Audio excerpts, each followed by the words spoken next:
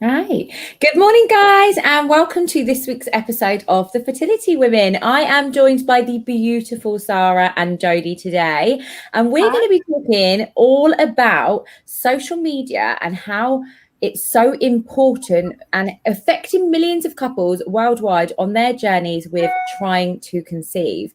So I'm going to hand you over to Sarah. And Sarah, it was your idea to talk about this topic today, and I feel like it's a really important one too. Yeah, and I hope you can, girls, can you hear me properly? Because I'm in a hotel room and my Wi-Fi is rubbish. Can you give me a thumbs up if you can hear me properly? I can hear you.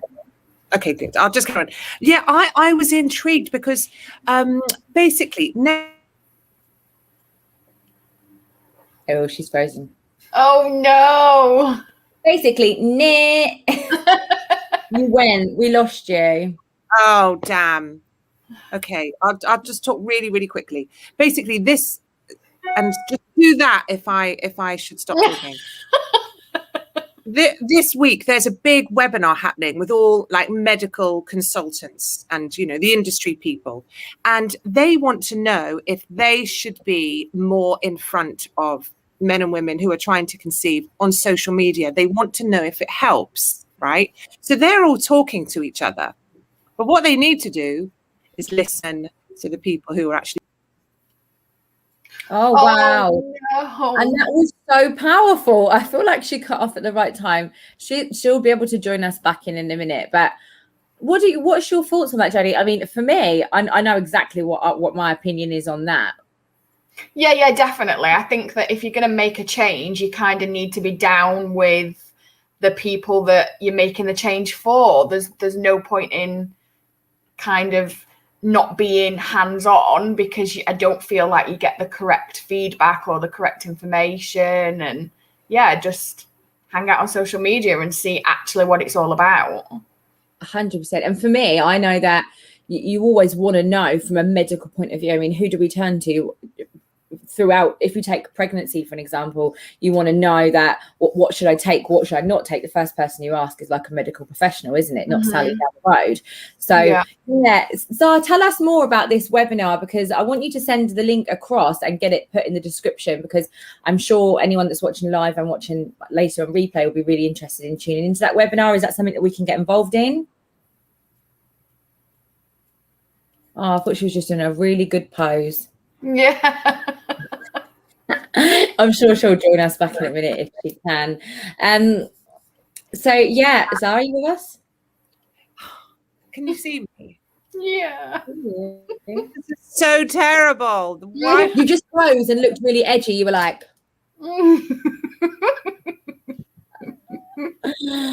can we get involved in this webinar, Zara, quickly before it cuts you out again?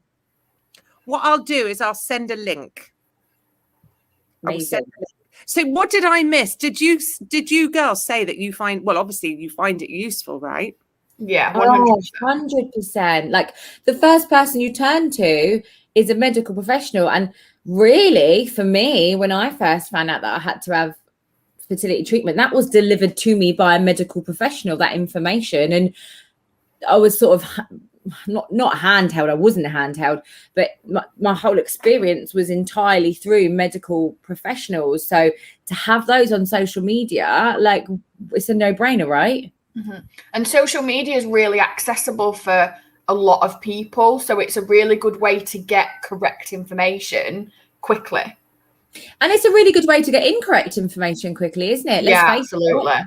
To have these resources online. I mean, for anyone who's watching and doesn't know, Sarah has co-founded with her friend Tracy an incredible platform called IVF Babble, and basically it is the hub of accurate knowledge relating to all things trying to conceive. And this is what this is all about, isn't it, Zara? Like, it's making sure that people have the right information. Like, IVF Babble is the hand that connects people that are trying to conceive with the people that they need when they need them. That's right, isn't it?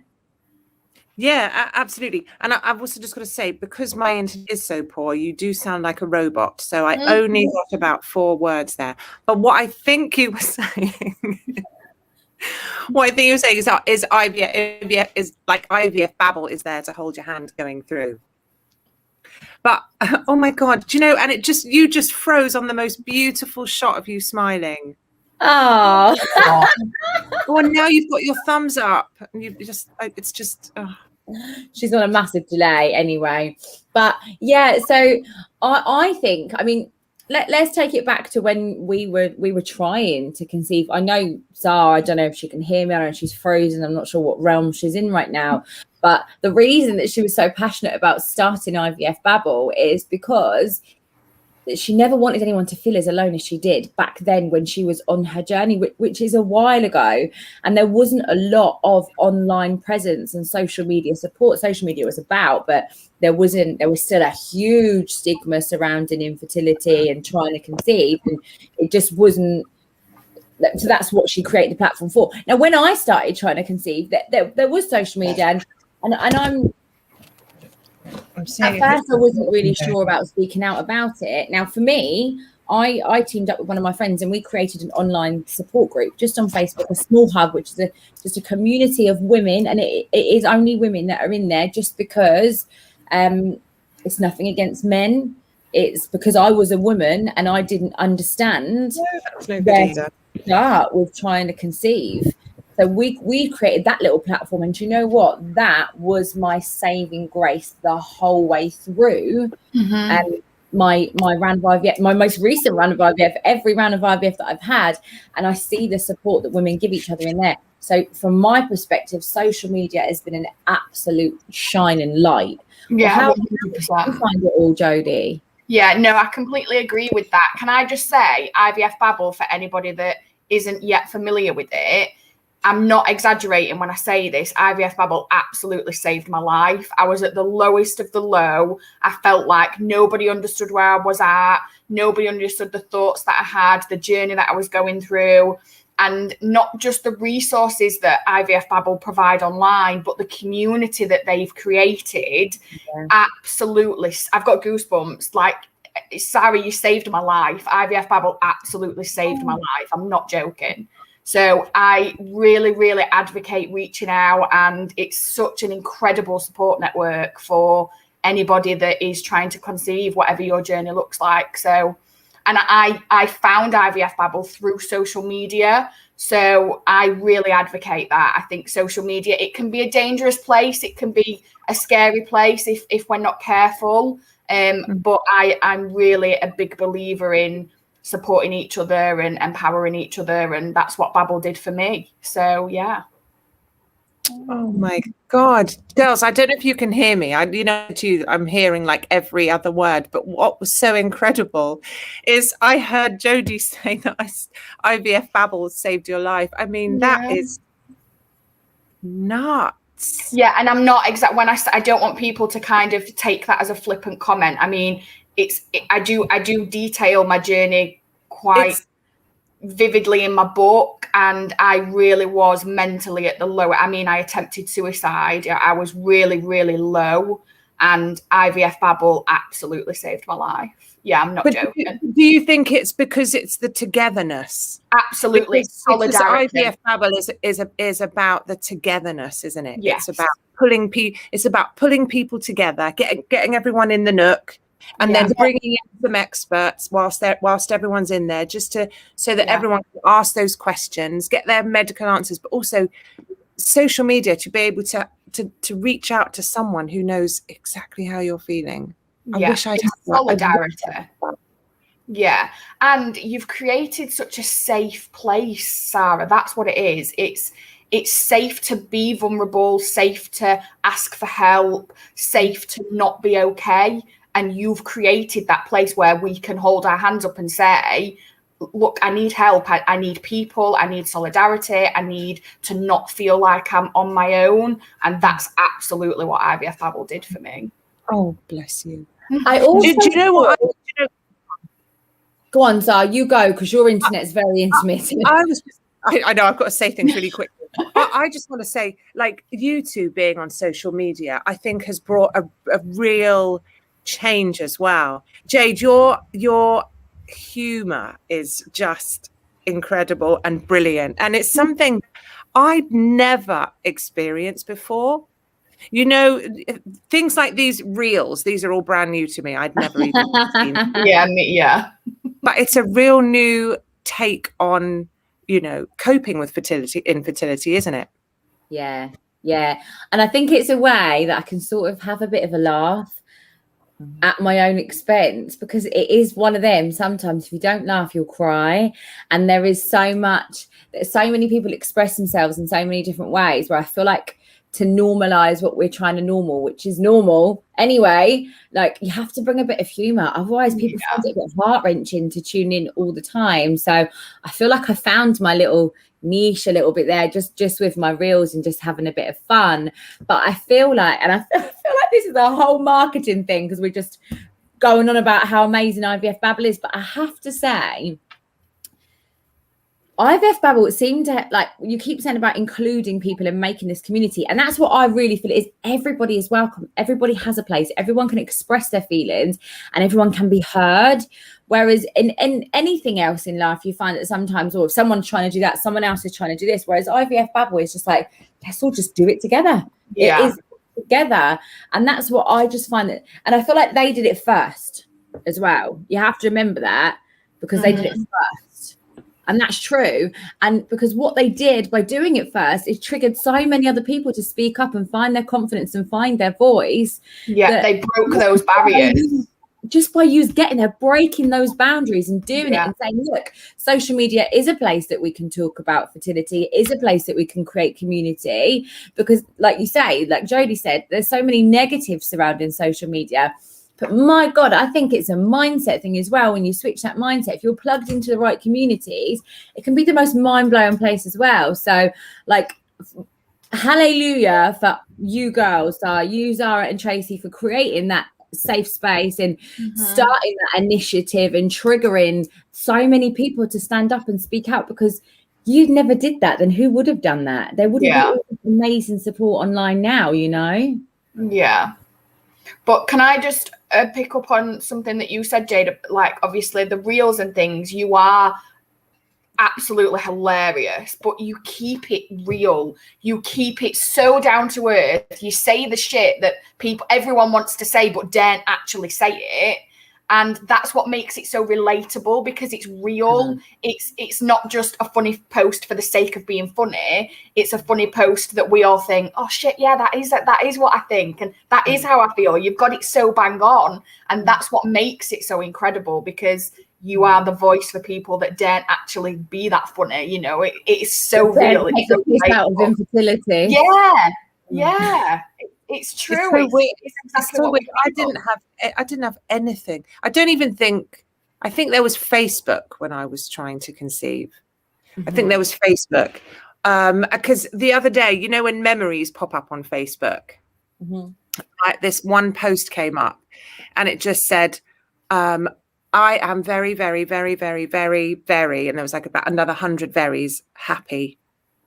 And that was the only post that I had ever written regarding trying to conceive or getting pregnant. So that was me, 3 months, finally sort of reaching out to anybody on social media that I knew to talk about, you know, the fact that I'd been trying or that I was pregnant. That was it. One post. The thing with Facebook as well is, you know, I'm on Facebook. I don't live in the city where I grew up. I moved. So it's a really good connection for me to still keep in touch with all those people that, you know, I grew up with. I spent a lot of my life with that I no longer live nearby. However, the issue that I've found with Facebook is that when it's a personal profile rather than a business or a page or a group that you've set up, you have to kind of know those people. And the whole point in the trying to conceive community and the community base that IVF Babble has opened us up to is that you meet people that you wouldn't have ordinarily have met.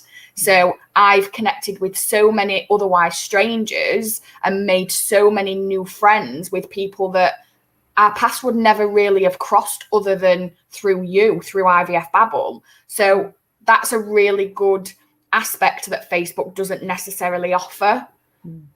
Does that make sense? Yeah. Total. Yeah, because I don't really think you get that from Facebook. Yeah. You know what, Jodie? And we talked about it briefly on the phone, and actually, oh, hang on, that's new. I've never seen that before. That's me. There. Sorry, I'm just popping a question up while you're talking. Amazing. Do you know what's so people funny? I can actually hear you both for a second, which is really, really nice because it's been so intermittent. You know, and Jodie, one thing when I get back, what I'm dying to talk to you about is the book club. Yes. Setting up a book club on Instagram as well. Because I want to hear about a book club. I love a book. I'm a nerd. Yeah, I thought Jodie could lead a book club, because I'm not so necessarily excited about just books related to IVF, but just great books, because I love reading anyway. Me and too. I thought it would just be really, you know, in this wonderful community that we're all part of, just to share stuff. Yeah. Yeah. I think it'll be great. And also taking suggestions from the rest of the community as well. What kind of books have they read that we might not be aware of? And I think it'll be amazing. Yeah, I'd love that, especially for the 2-week wait. Yes. There was a book that way back before that, I think we spoke about it maybe on the first ever episode. And it was The Secret for me that changed my life and my mindset. And it came into my life exactly when I needed it. And if it didn't, I wouldn't have even had Layla now. I wouldn't have like a mindset to get through things like I do now. Like, it's just, I'm excited for this book club. Sign me up, girls. I'm in. Yeah. Jodie, how's your book doing? How's your book doing? Yeah, it's doing amazing. I'm actually signing. So I've got my first book signing because my book is going on a bookshelf in an actual shop on Thursday. No! I'm so excited. Where? So it's at Saltburn on the Sea, which is kind of next door to Whitby on the East Coast, because obviously I live in Yorkshire. So I've made contact with an independent bookstore that reached out.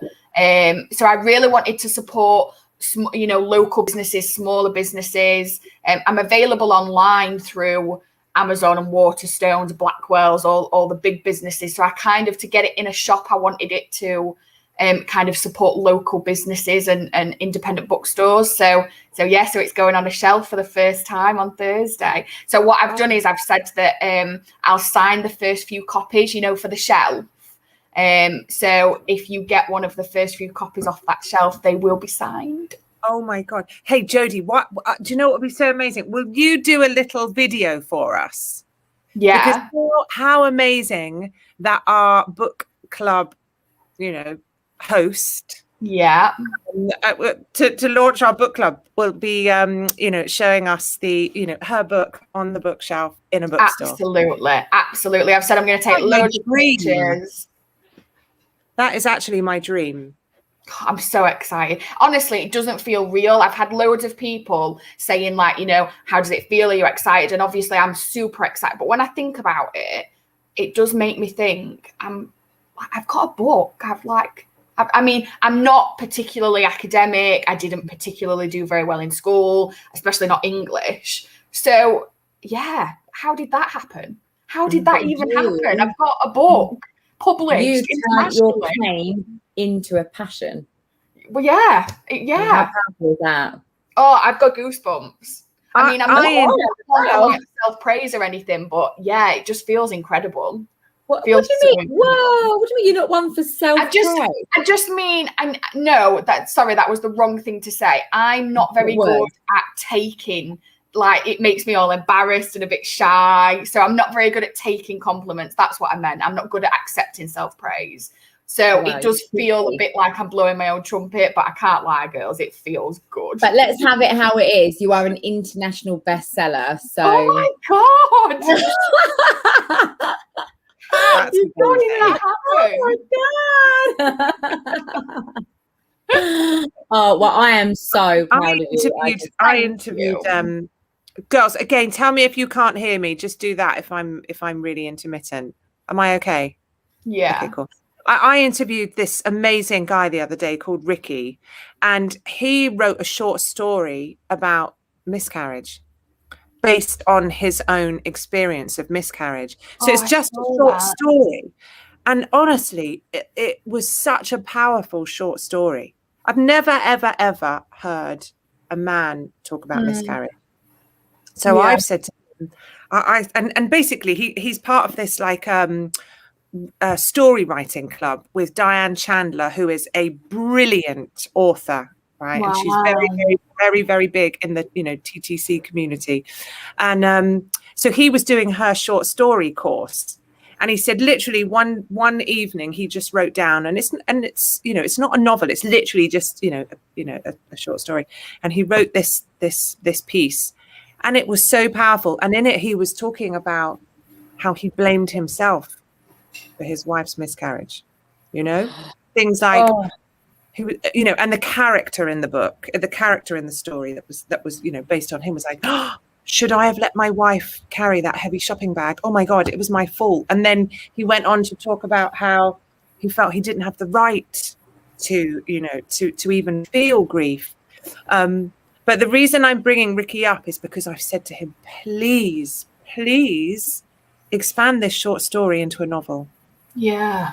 Because it's so powerful. It was so powerful, and he writes so brilliantly.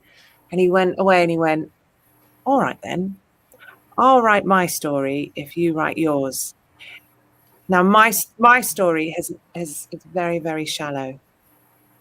It has no meaning whatsoever. But I'm going to write my book this year, girls.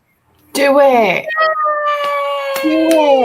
Right, I'm going to write it. I started it like 10 years ago, and it's called The Other Side of the Dressing Room Door. So it's nothing to do with fertility at all. It doesn't have to be. Oh my God, get it out there. Do it. Before I go on holiday, preferably, so I can read it when I'm on holiday on the beach. Yes. So I need to talk to you, Jodie, about how on earth you even put your book together. Yeah, we'll get together. We could perhaps discuss that on book club. I could kind of share how it all happened. Yeah. Well, you were telling me about it the other day, weren't you? Because I was like, Jodie, like, I'd love to write a book, but not the typical book that you guys are talking about. Not a sex book either, in case that's what you were thinking. I just felt like I had to say that. Really sorry. Just clarify that one. I don't do that kind of stuff. We have IVF for that. But yeah, and oh my God, I feel like I am rubbing shoulders with incredible women, even though we're not next to each other. I just love, and I say it all the time. I probably say it on every episode now. It's the shittiest club to be in, but there is no other community like it in the whole entire world. It's the shittest club, but it has the bestest people. The bestest people ever. Yeah. We'll give actually something else exciting that I really want to talk to you about, Sarah and Jodie. Say again, darling. I have something exciting that I want to talk to you girls about, like just like an idea. Oh God, I like the sound of that. You've gone back to being robots. Oh no, have we?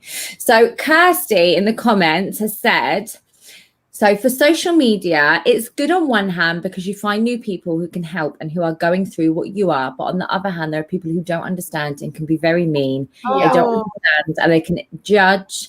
And she also said that you should be blowing your own trumpet, Jodie, which I agree.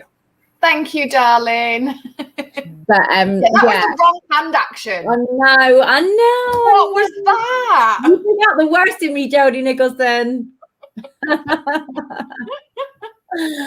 But yeah, do you know what? Again, Kirsty, my response to that comment is this is why it's so important that we keep talking, we keep uneducating, because some people are just arseholes, and that is unfortunate.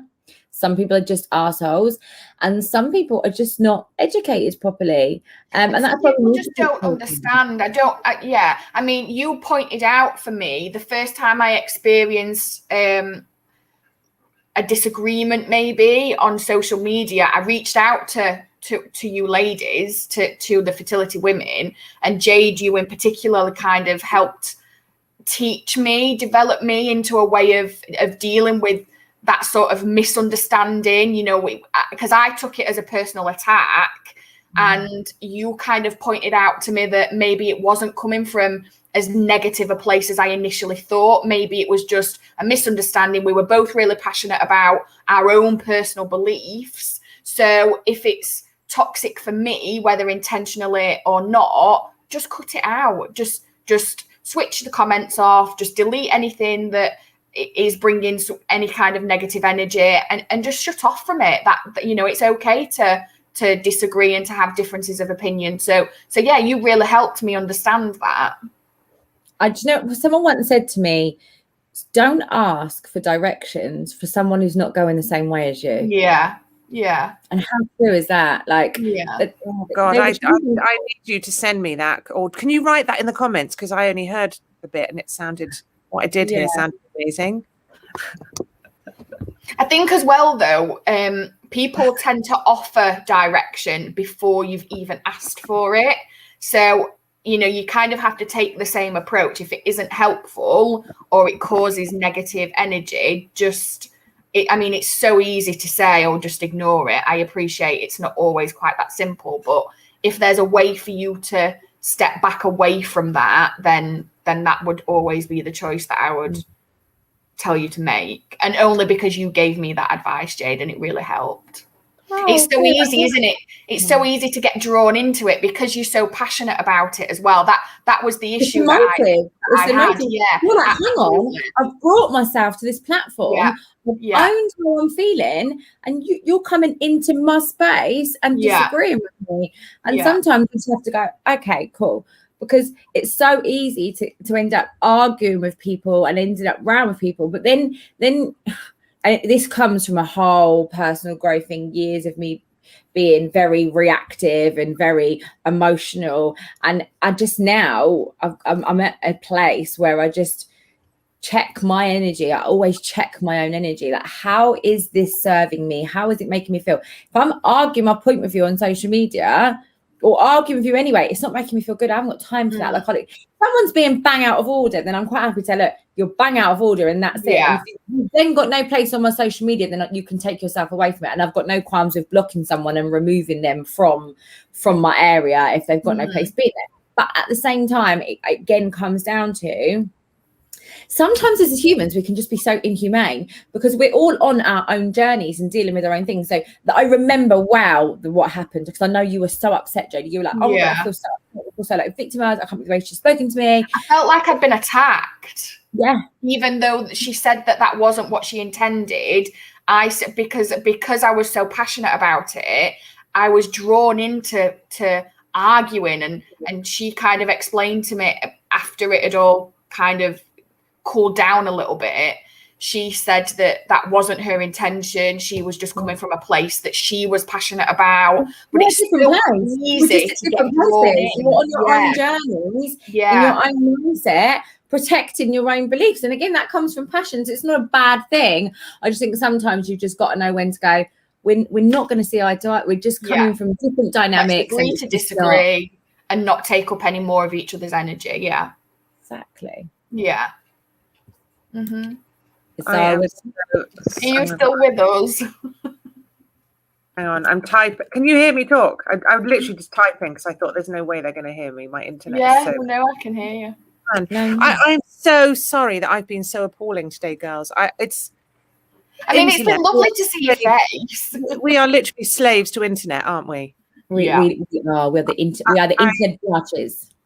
But next week I will be in my house with bloody good internet. Yay! And not in some skanky Premier Inn. Yes. Well, guys, do you know what? Let's wrap it up there because I feel like it's been short and sweet today. I think we've done, love. And Zara's got to go and work at Glastonbury because she's extreme. Last week, it's like the Brit. This week, it's Glastonbury. She's so rock and roll of our community. But guys, tune in next week. We have got a smasher coming up. I'm not going to give anything away yet because we're going to create some excited. Some super cute promo for you all, but keep your eyes on the description box by the end of today because I'm going to put some important links in there for IVF Babble for the seminars and where you can buy Jodie's book from. And on that note, we will love you and leave you all and see you all soon. Bye.